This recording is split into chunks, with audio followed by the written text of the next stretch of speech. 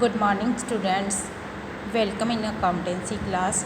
Students, आज हम लोग सारी एंट्रीज़ डिस्कस करेंगे।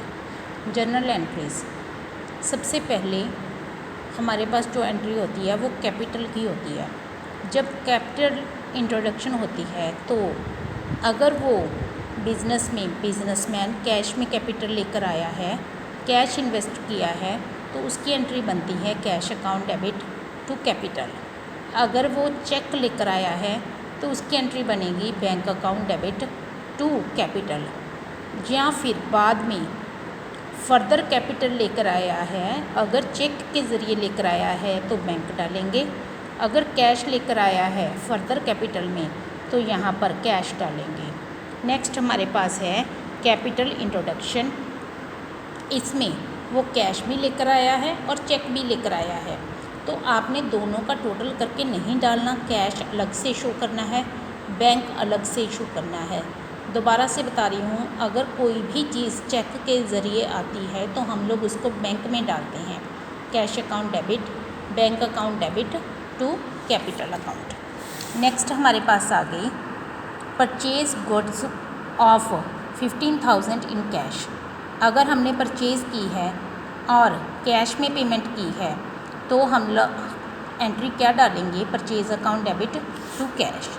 और अगर चेक के ज़रिए पेमेंट की है तो हम लोग एंट्री क्या डालेंगे, purchase account debit to bank. और अगर हमने क्रेडिट के ऊपर परचेज़ की है, पेमेंट नहीं की है, तो purchase account debit to Ramesh, उस पर्सन का नाम डाल देंगे। और अगर हम लोग वो रिटर्न कर रहे हैं, अगर परचेज़ रिटर्न कर दिया तो जो हमने पर्सन को क्रेडिट किया था उसको डेबिट कर देंगे, Ramesh account debit to purchase return. Students, हम लोग परचेज रिटर्न को रिटर्न आउटवर्ड भी बोलते हैं। नेक्स्ट हमारे पास आ गया सोल्ड गुड्स। अभी अगर हमने सेल की है और कैश रिसीव किया है तो हमारी एंट्री होगी cash account debit to sales. और अगर हमने चेक रिसीव किया है तो bank account debit to sales. और अगर क्रेडिट के ऊपर सेल्स हैं तो उस पर्सन का नेम टू सेल्स। और उसके बाद अगर वो रिटर्न कर रहा है तो हम लोग सेल यहाँ पर क्रेडिट कर रहे थे, अब सेल रिटर्न को डेबिट करेंगे। स्टूडेंट्स, हम लोग सेल रिटर्न को रिटर्न इनवर्ड भी बोलते हैं, sale return to Ashutosh. Next हमारे पास आ गया सैलरी पेड।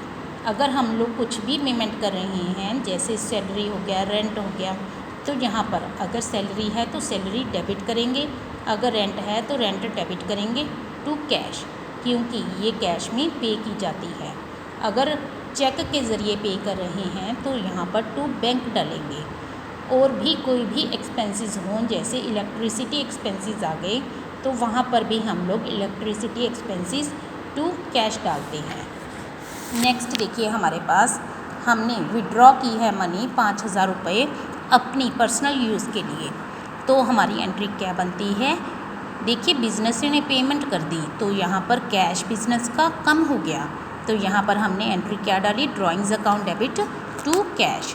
और अगर एडवांस में हम लोग ट्रैवलिंग एक्सपेंसेस पे कर रहे हैं तो हमने एंट्री क्या डालनी है, travelling expenses account debit to cash. Advance में पेमेंट हमने 5,000 की, लेकिन जो ट्रैवलिंग एक्सपेंसेस का खर्चा आया वो आया 4,750, तो हमारी एंट्री क्या बनेगी, travelling expenses account debit cash, क्योंकि इतने पैसे हमारे पास वापस आ गए, तो ये कैश हमारे पास आ गया, तो हमने 250 से इसको डेबिट कर दिया टू ट्रैवलिंग एडवांस। और अगर हमारा बिल ज़्यादा आता है तो हमने एंट्री क्या डालनी है, travelling expenses account debit to cash to travelling advance.